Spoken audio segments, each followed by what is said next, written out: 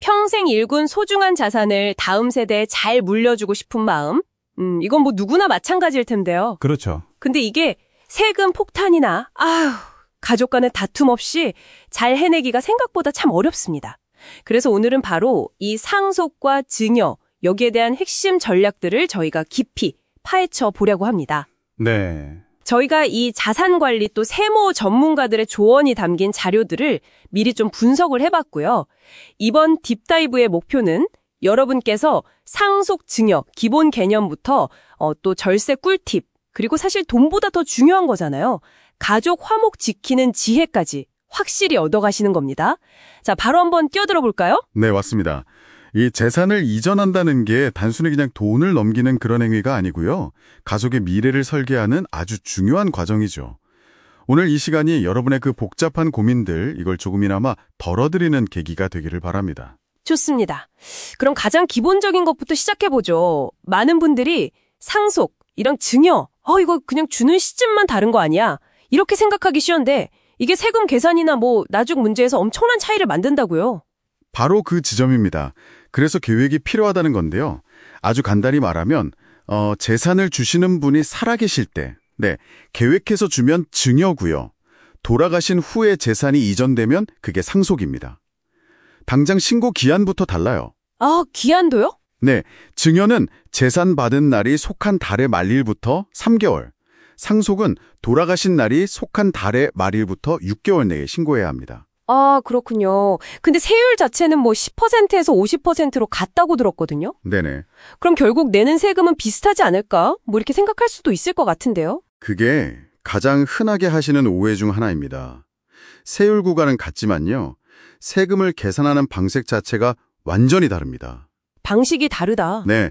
상속세는 돌아가신 분이 남긴 전체 유산 총액, 이걸 기준으로 세금을 매기는 방식, 이걸 유산세라고 부르고요. 재산이 많을수록 높은 세율이 그냥 한 번에 적용될 수가 있는 거죠. 전체에 대해서? 그렇죠. 반면에 증여세는 재산을 받는 사람 기준으로 받은 만큼만 각각 계산하는 유산 취득세 방식입니다.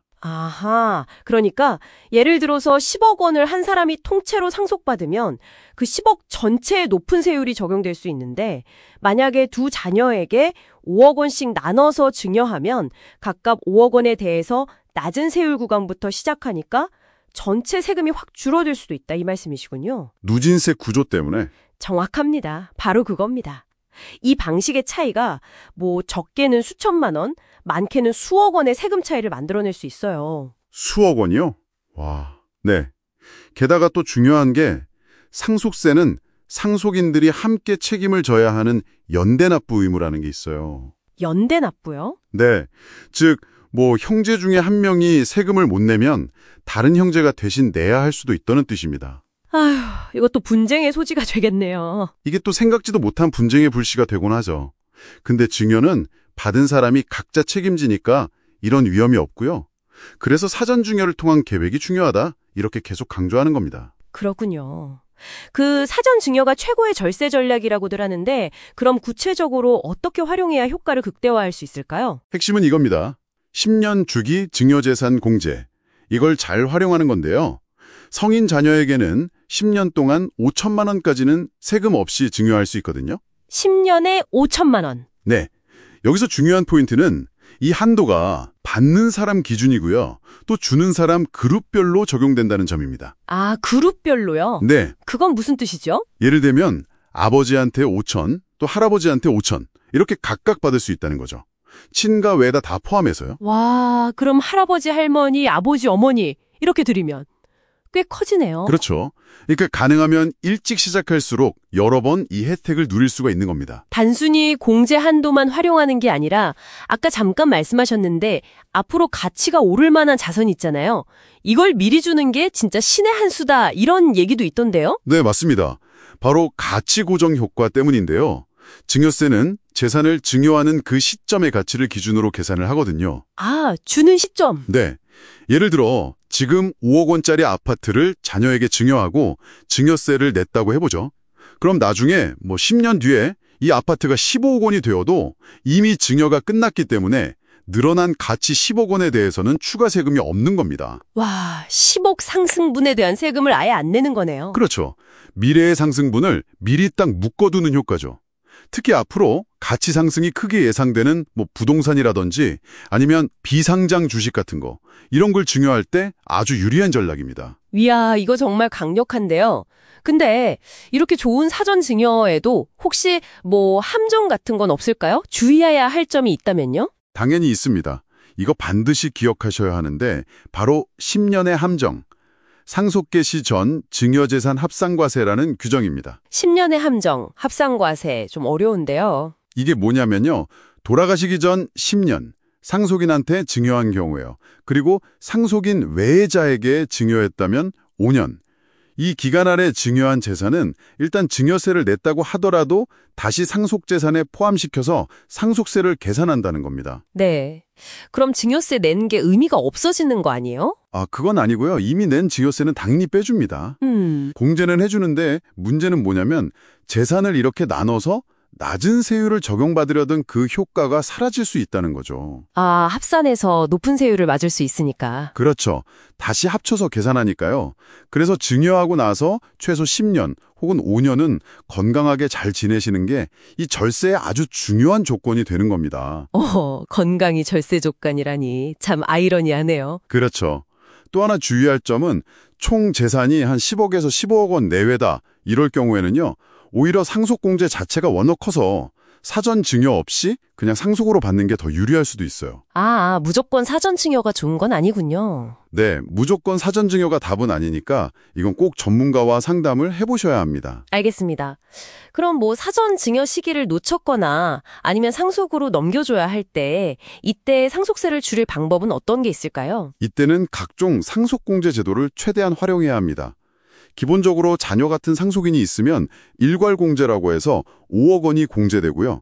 그리고 배우자가 살아계시면 배우자 상속공제로 최소 5억 원을 추가로 공제받을 수 있습니다. 그럼 배우자란 자녀가 있으면 기본 10억 원 공제되는 거네요? 네, 맞습니다. 최소 10억 원까지는 상속세 부담이 없을 수 있다는 계산이 나오죠. 단, 여기서 중요한 게 배우자 공제를 5억 원 넘게 최대 30억 원까지 받으려면요. 상속세 신고 기한 내 배우자가 실제로 얼마를 상속받는지 상속재산 분할 신고라는 걸 반드시 해야 합니다. 분할 신고를 안 하면 그냥 딱 5억 원까지만 공제됩니다. 이 차이가 클 수 있죠. 그렇군요. 이것도 꼭 챙겨야 할 부분이네요. 자, 그런데 결국 이 세금 문제만큼이나 어쩌면 그보다 더 중요한 게 가족 간의 불화를 막는 것일 텐데요. 정말 중요한 말씀입니다. 네, 상속 때문에 정말 남보다 못한 사이가 되는 경우를 너무 많이 보니까요. 맞습니다. 아무리 절세 전략을 잘 짜도 가족관계가 틀어지면 이게 무슨 소용이 있겠습니까? 분쟁을 예방하는 가장 확실한 방법은 첫째는 법적 효력을 갖춘 유언장을 미리 작성하는 것이고요. 둘째는 평소에 가족 간의 충분한 소통입니다. 유언장과 소통. 네, 유언장도 방식이 여러 가지가 있는데 가장 안전하고 확실한 건 변호사 같은 전문가를 통해서 작성하고 공증까지 받는 공정증서 유언입니다. 이게 절차가 조금 번거롭고 비용이 들더라도 나중에 형식에 문제가 있다. 이래서 유언 자체가 무효가 될 위험을 막을 수가 있거든요. 안전장치인 셈이네요. 근데 소통은 왜 그렇게 강조하시는 건가요? 그냥 유언장만 밥대로 잘 써놓으면 되는 거 아닌가요? 사실 상속 분쟁의 진짜 원인을 이렇게 들여다보면요.